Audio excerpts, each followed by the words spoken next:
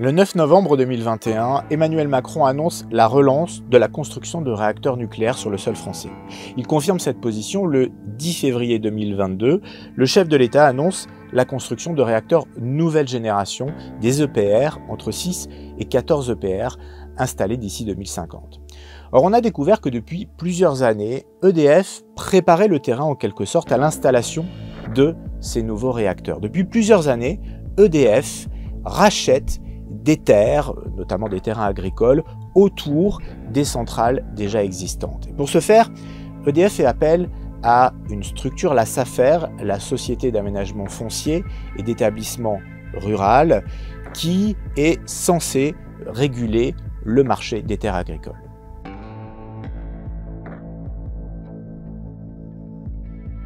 EDF ne dit pas exactement à quoi vont servir ces hectares supplémentaires autour des centrales. Les riverains, les habitants s'interrogent. Quel est le but réellement poursuivi?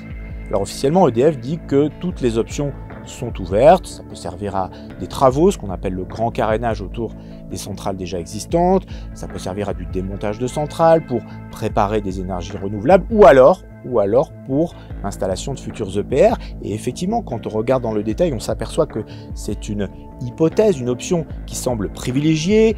Des documents, des témoignages montrent que le terrain est préparé pour ces EPR, par exemple au Bugey, sur le site du Bugey dans la région Rhône-Alpes, où EDF a d'abord prospecté sur plus de 300 hectares supplémentaires. Finalement, 150 hectares supplémentaires seront aménagés. Pour faire quoi?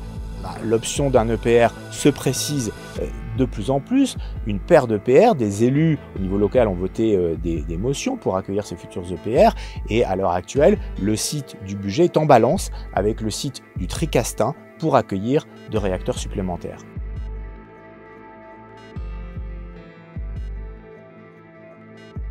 EDF répond trois choses. D'abord, l'entreprise explique qu'il ne s'agit pas d'une démarche nouvelle. Depuis le début du lancement du programme nucléaire, EDF a toujours voulu compléter sa réserve foncière.